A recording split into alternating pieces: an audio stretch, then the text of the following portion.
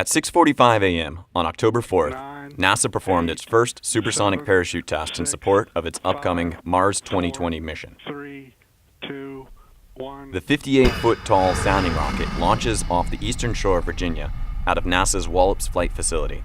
This two-stage rocket accelerates to over 3 times the speed of sound and an altitude of over 50 kilometers, or nearly halfway to the edge of space.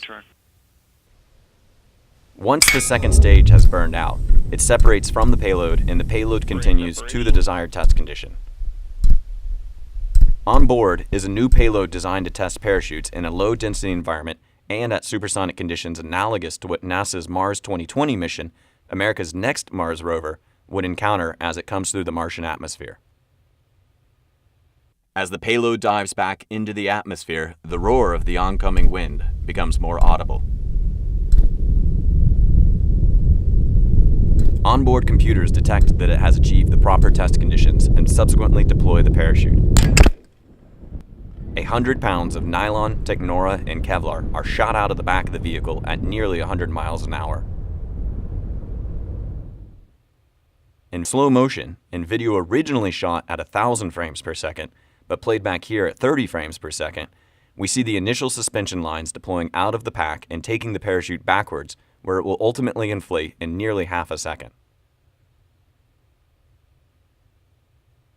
Researchers watching this video are observing the initial motions of the fabric, the uniformity of the inflation, and how symmetric it is, and they begin inferring which areas may be more structurally loaded or stressed than other areas of the parachute.